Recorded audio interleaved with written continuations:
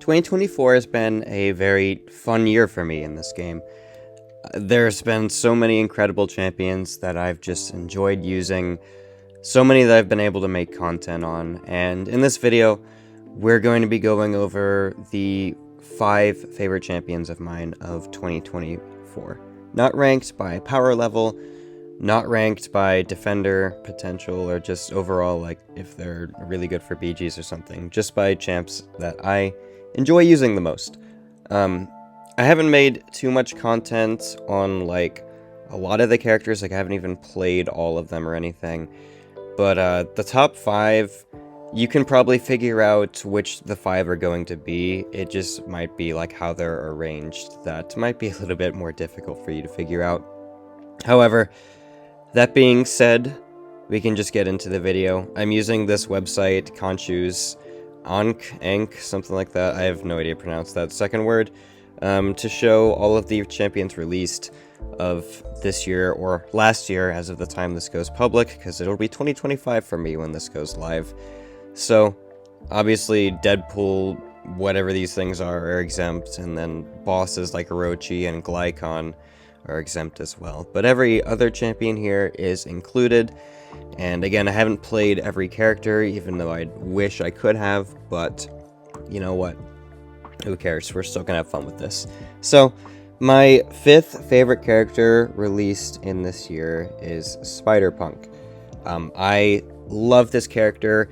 I did not play him before he got rebalanced. I never decided to use him, but then I think I duped him around the time when he did get rebalanced. I think it was like back-to-back Spider-Punks from my Titan Crystal. It was really cool. I was really happy about it. I play-tested him, and he was a lot of fun, especially in BGs. That's like my favorite mode to use him in, specifically because he starts with a lot more crowd. So if you're using him in questing, he's gonna feel a little bit weird because you don't have a lot of crowd at the start of the fight like you do in BGs, but he is still a really fun quester. And those are like his 2 main game modes, I think, is BGs and questing, which are pretty fun because I enjoy both those game modes.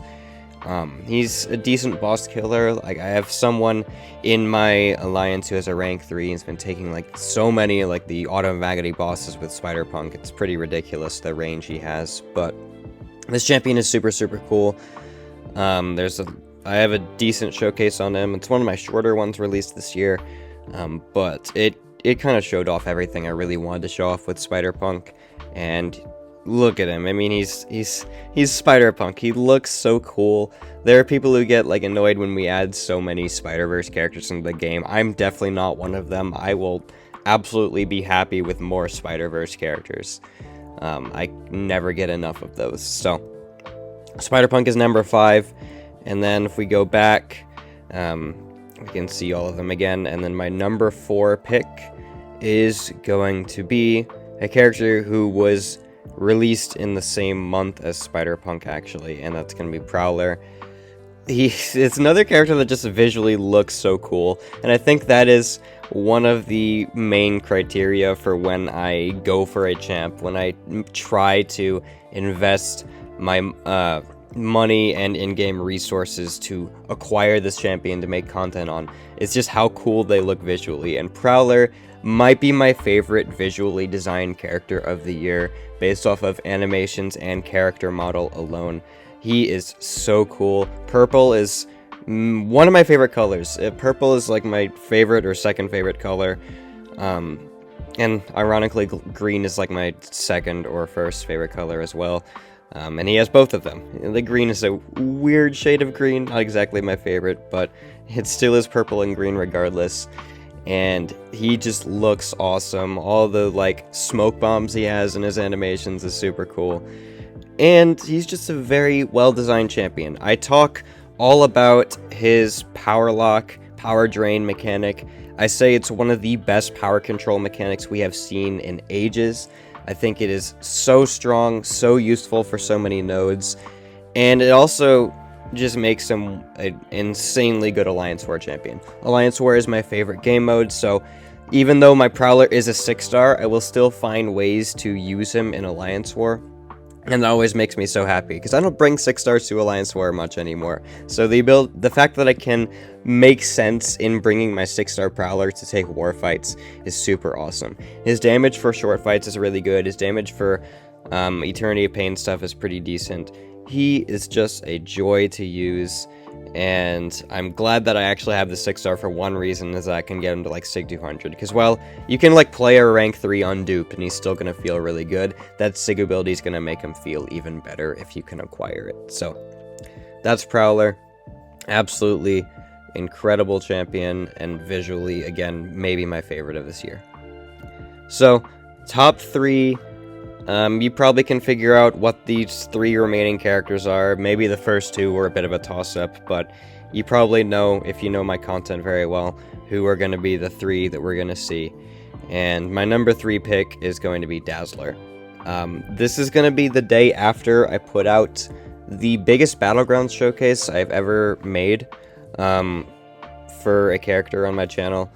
As far as BGs specifically, at least, I think I've never put that much effort into a BG specific video for a character, and that's just kind of how Dazzler works because of how much versatility she has in her kit. She takes so many different matchups. There's very few ways to slow down her tempo, which I find is a really clever design choice about how she's all about the tempo of your fight while actually stacking real stacks of tempo in her kit to make her tempo for the fight be even stronger on that SP2. It's a really fun design choice, and I mean, obviously that's intentional to make her feel like a high tempo, high speed character for BGs. So when a champion gets like a really sensical design choice, I should say, like something that just you're like, wow, that actually sounds and makes a lot of sense as a design choice. It's really clear, really evident, and really, really cool. And Dazzler just being that high-tempo character is a really big joy to me. So, she also is an insanely good visually looking character. She was in the first month of 60 FPS as well, which also boosted how good she looks visually. Because I'm running 60 FPS, I don't know if everyone else is. If you're not, you're missing out on some of Dazzler's visuals, because, man, she is one of the cleanest looking animated characters in the game when you run that. Also, her Dazzling Dash attack is one of my favorite mechanics in the game, being able to just fully falter Mangog's SP2, which I have done. It's really fun, really stupid, and I love it. So that's just a really good time. And yeah, I just love how I can use her for almost any matchup in BGs I could desire. It allows me to just use the character whenever I feel like, because of how many different matchups she can take. So, I love this character. I want her awakened on my account so bad. Hopefully, I can get a mutant gem sometime soon, and that will happen. Moving on to number 2, it's going to be Enchantress. I feel like I'm one of the few people on YouTube who actually wants to show off Enchantress on attack. It's always Enchantress on defense for most people, but this is what I'm more interested in, is Enchantress on attack, because I think that she is a really strong attacker in the game modes that she's designed to be taking, which is like Eternity of Pain health pools, Necropolis health pools, and Grandmaster's Gauntlet is one of my favorite quests to take her in. She is really, really good for so many fights in the Grandmaster's Gauntlet, and just the amount of utility that you can get active when you're spamming those spells on the SP1, even though they take a while to access once you get them, and then you're just throwing the SP2, refreshing all the utility pieces, doing insane red and yellow damage. It just feels so smooth, and to me, it's worth the wait of getting, because I know everyone's complaint about Enchantress on attack is her ramp. I understand that, but when there are game modes that make the champion take longer anyway, based off of health pool size, it's something that I, dislike less, because I'm supposed to be using long-form content champions for long-form content, right? And Enchantress might be my favorite long-form content champion in the game right now.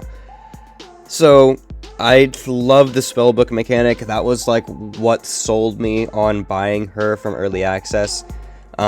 as far as like my monetary investment, it only went to 3 characters this year, and 3 characters ever actually. Like, this was the first year I actually purchased early access bundles for characters.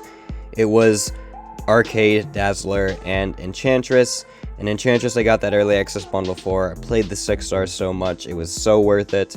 I had so much fun. When I uploaded that showcase video, that was my longest ever recorded video at the time. It was so fun to do, and I just love this character. And now I have the 7-star rank 3, so we can like do that showcase all over again sooner or later, right? With even more content because of Necropolis.